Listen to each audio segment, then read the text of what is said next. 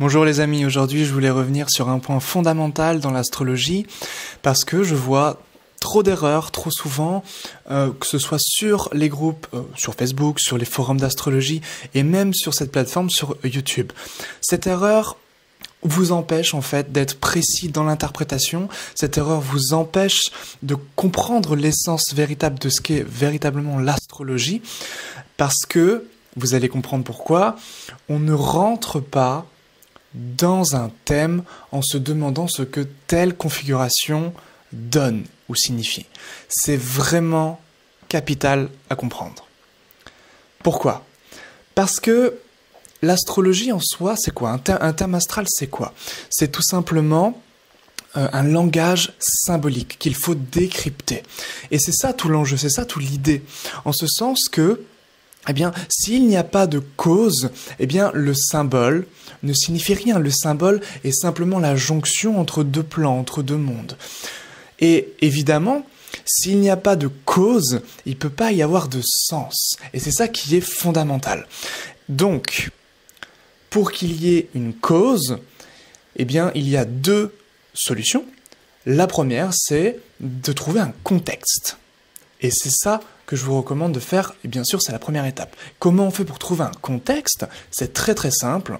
Tout simplement, on se pose des questions sur un domaine précis, sur un domaine particulier de l'existence.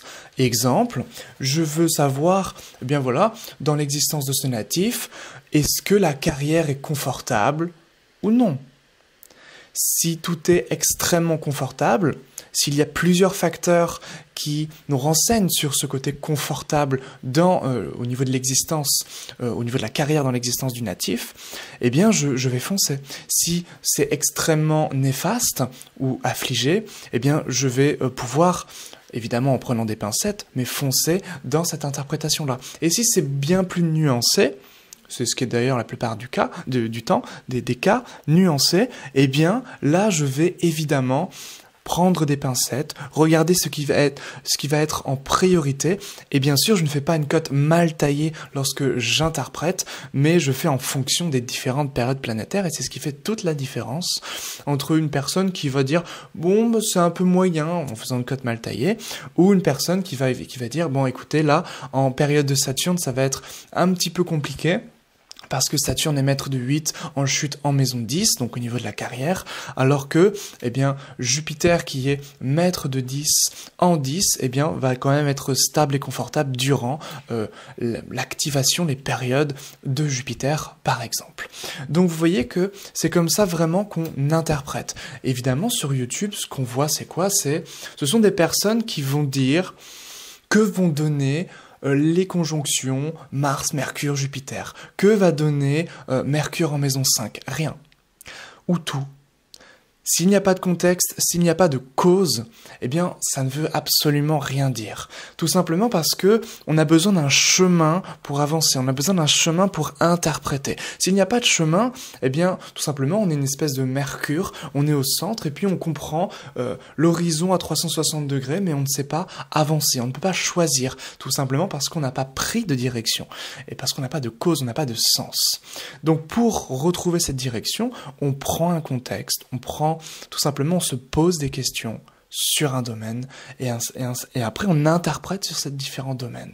Il y a 3 facteurs célestes à étudier, à interpréter en fonction de chaque domaine. Le significateur général, si par exemple je reviens sur la carrière, eh bien je vais prendre le significateur général du soleil en fait. C'est le soleil qui va nous renseigner sur la visibilité. Et puis je vais prendre la maison 10 et son maître, voilà. Et je vais voir évidemment tout ce qui est au contact de ce soleil, donc du significateur général, et des significateurs accidentels que sont la maison 10, ou la maison en question du domaine, et son maître. Quand je dis les facteurs célestes au contact de ce significateur général et accidentel, ce sont bien sûr les conjonctions et les aspects. Et ainsi, voilà, je conclus, j'interprète. Donc ça, c'est la première étape, c'est-à-dire trouver un contexte, partir toujours d'une cause, de questions selon des domaines particuliers. Ça, c'est vraiment, vraiment capital. Deuxième chose, et c'est là que, toute l'intuition va pouvoir couler, c'est-à-dire que lorsqu'on travaille au préalable sur un thème, on prépare le terrain. Et ensuite, le deuxième contexte, c'est bien sûr lorsque l'on échange avec la personne. Et ça, on l'oublie trop souvent. L'interprétation va couler, non pas quand on est seul et qu'on fait des exercices en aveugle. Là, c'est une préparation de terrain. Mais plutôt lorsqu'on est au contact de la personne et qu'on échange, parce que l'interprétation, on l'oublie trop souvent, se fait à deux.